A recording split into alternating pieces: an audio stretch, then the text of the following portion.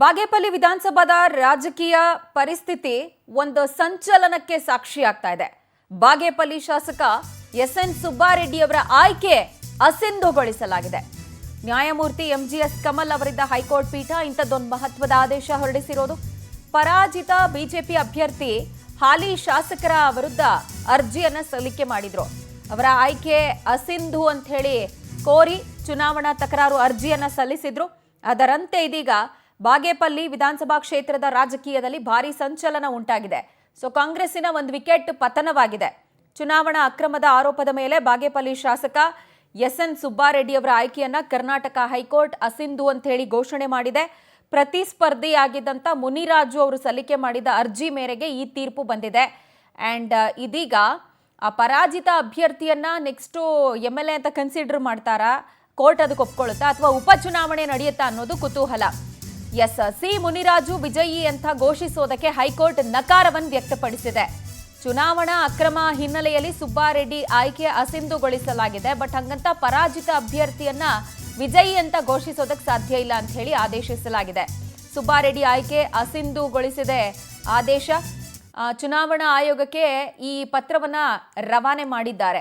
And ಸಂಬಂಧಪಟ್ಟಂತ ಇಲಾಖೆಗಳಿಗೆ, most importantly ವಿಧಾನಸಭಾ ಕಾರ್ಯದರ್ಶಿಗೆ ಕೂಡ, ಚುನಾವಣಾ ಆಯೋಗಕ್ಕೆ ಕೂಡ ಈ ಆದೇಶವನ್ನ ರವಾನೆ ಮಾಡಲಾಗಿದೆ. ಬಾಗೇಪಲ್ಲಿ ಶಾಸಕ ಆಯ್ಕೆ ಅಸಿಂಧು ವಿಚಾರಕ್ಕೆ ಸಂಬಂಧಪಟ್ಟಂತೆ ಕಾಂಗ್ರೆಸ್ಗೆ ಪರಿಷತ್ ವಿಪಕ್ಷ ನಾಯಕ ಛಲವಾದಿ ನಾರಾಯಣಸ್ವಾಮಿ ಠಕ್ಕರ್ ಕೊಟ್ಟಿದ್ದಾರೆ. ನಿಜವಾದ ವೋಟ್ ಚೋರಿ ಇದು ಅಂತ ನಾರಾಯಣಸ್ವಾಮಿ ಅವರು ಮಾತನಾಡಿರೋದು. ದೇಶದಾದ್ಯಂತ ವೋಟ್ ಚೋರಿ ಮಾತನಾಡುವಂತ ಕಾಂಗ್ರೆಸ್ಸಿಗರು ಈ ವಿಚಾರಕ್ಕೆ ಏನ್ ಹೇಳ್ತಾರೆ? ಸುಬ್ಬಾರೆಡ್ಡಿ ಆಯ್ಕೆ ಅಸಿಂಧುಗೊಳಿಸಿ ಹೈಕೋರ್ಟ್ ಆದೇಶಿಸಿದೆ. ಕಾಂಗ್ರೆಸ್ಸಿನ ಒಂದು ವಿಕೆಟ್ ಪತನವಾಗಿದೆ. ಇದು ಕಾಂಗ್ರೆಸ್ಸಿನ ವೋಟ್ ಚೋರಿ, ಇದನ್ನ ರಾಹುಲ್ಗೆ ಕಳಿಸ್ಕೊಡ್ಲಿ ಅಂತ ತಿವಿದಿದ್ದಾರೆ.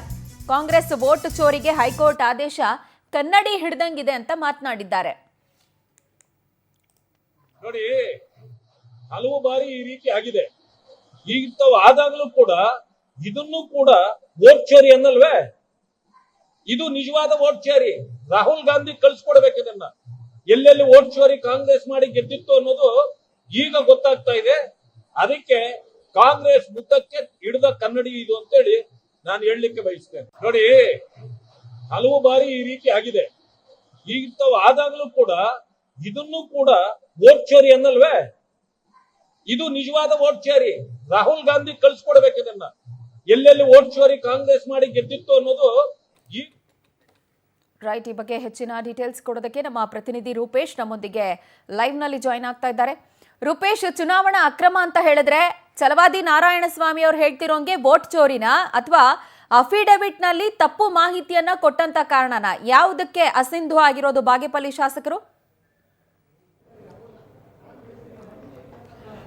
ಪ್ರಜ್ವಲೆಯಲ್ಲಿ ಬಾಗೇಪಲ್ಲಿಯ ಕಾಂಗ್ರೆಸ್ ಶಾಸಕ ಅಸಿಂಧು ಅಂತ ಹೇಳಿ ಈಗ ಅವರು ಆಯ್ಕೆಯಾಗಿದ್ದನ್ನೇ ಅಸಿಂಧುಗೊಳಿಸಿ ಹೈಕೋರ್ಟ್ ಆದೇಶವನ್ನ ಮಾಡಿದೆ. ಇಲ್ಲಿ ಪ್ರಮುಖವಾಗಿ ಪ್ರಕರಣ ನೋಡೋದಾದ್ರೆ ಅವರು ಅಪ್ಪಿದ ಹೊತ್ತಿನಲ್ಲಿ ತಪ್ಪಾಗಿ ನಮೂದಿಸಿದ್ರು. ಯಾಕಂದ್ರೆ ಆಸ್ತಿ ವಿವರವನ್ನ ಸಮಗ್ರವಾಗಿ ಅವರು ಒಂದು ಅಪ್ಪಿದ ಹೊತ್ತಿನಲ್ಲಿ ಸಲ್ಲಿಸಬೇಕಾಗತ್ತೆ ಈ ಸಂದರ್ಭದಲ್ಲಿ. ಯಾಕಂದ್ರೆ ನಾಮಿನೇಷನ್ ಮಾಡೋ ಸಂದರ್ಭದಲ್ಲಿ ಈ ಅಪ್ಪಿದ ಹೊತ್ತನ್ನು ಕೊಡಬೇಕಾಗತ್ತೆ. ಹೀಗಾಗಿ ಅವರಿಗೆ ಭಗಿನಿ ರೆಸ್ಟೋರೆಂಟ್ ಅಥವಾ ಹಾಸ್ಪಿಟಾಲಿಟಿ ಸಂಬಂಧಪಟ್ಟಂತ ಸಾಕಷ್ಟು ವ್ಯವಹಾರವನ್ನು ನಡೆಸ್ತಾ ಇದ್ದಾರೆ. ಭಗಿನಿ ಅಂತ ಹೇಳಿದ್ರೆ ಬೇರೆ ಬೇರೆ ಭಾಗದಲ್ಲೂ ಕೂಡ, ಬೆಂಗಳೂರಿನ ನಾನಾ ಭಾಗ ಅಥವಾ ಬಾಗೇಪಲ್ಲಿ ಸೇರಿ ಹಲವಾರು ಭಾಗದಲ್ಲಿ ಆ ಹೋಟೆಲ್ ಅನ್ನು ನೋಡಬಹುದು.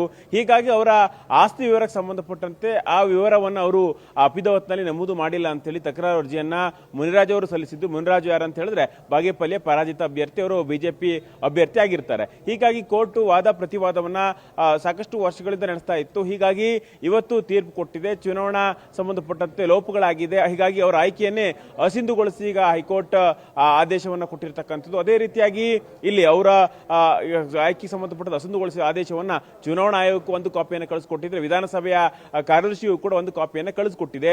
ಈ ಮೂಲಕವಾಗಿ ಅವರೀಗ ಅಸಿಂಧು ಅಂತ ಹೇಳಿ ಅವರ ಆಯ್ಕೆ ಅಸಿಂಧುಗೊಳಿಸಿ ಆದೇಶವನ್ನು ಹೊರಡಿಸಾಗಿರೋದ್ರಿಂದ ಮತ್ತಷ್ಟು ಸಂಕಷ್ಟ ಇದೆ.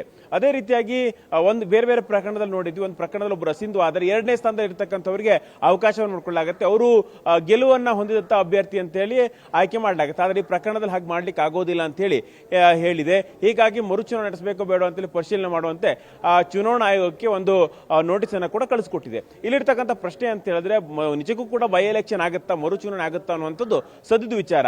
ಯಾಕಂತ ಹೇಳಿದ್ರೆ ಒಂದು ಹೈಕೋರ್ಟ್ ಆದೇಶಕ್ಕೆ ತಡೆ ಕೋರಿ ಅವರು ಸುಪ್ರೀಂ ಕೋರ್ಟ್ಗೆ ಅದೇ ಒಂದು ಅರ್ಜಿಯನ್ನು ಸಲ್ಲಿಸಬಹುದು. ಸುಪ್ರೀಂ ಕೋರ್ಟ್ ಕೂಡ ಈಗ ಏನಾದ್ರು ಈ ಆದೇಶಕ್ಕೆ ತಡೆಯನ್ನು ಕೊಟ್ಟಿಲ್ಲ ಅಂತ ಹೇಳಿದ್ರೆ 6 ತಿಂಗಳೊಳಗೆ ಈಗ ಏನಾದ್ರು ತಡೆ ಸಿಕ್ಕಿಲ್ಲ ಅಂತ ಹೇಳಿದ್ರೆ ಇಲ್ಲಿ ಬೈ ಎಲೆಕ್ಷನ್ ನಡ್ಬೋದು. ಯಾಕಂದ್ರೆ ಒಂದೊಬ್ರು ಏನಾದ್ರು ಹಸಿಂದು ಆದಾಗ ಅಥವಾ ಅಕಾಲಿಕ ಮರಣವನ್ನು ಹೊಂದಿದಾಗ ಈ ಸಂದರ್ಭದಲ್ಲಿ 6 ತಿಂಗಳವರೆಗೂ ಕೂಡ ಖಾಲಿ ಇಡಬಹುದು. ರೈಟ್ ರೂಪೇಶ್, ಥ್ಯಾಂಕ್ ಯು ತಮ್ಮೆಲ್ಲ ಡೀಟೇಲ್ಸ್ಗೆ. ಇನ್ನು ಈ ಬಗ್ಗೆ ಮಾತನಾಡೋದಕ್ಕೆ ಖುದ್ದು ಬಿಜೆಪಿಯ ಪರಾಜಿತ ಅಭ್ಯರ್ಥಿ ಮುನ್ರಾಜು ಅವರು ನಮ್ಮೊಂದಿಗೆ ದೂರವಾಣಿ ಸಂಪರ್ಕಕ್ಕಿದ್ದಾರೆ.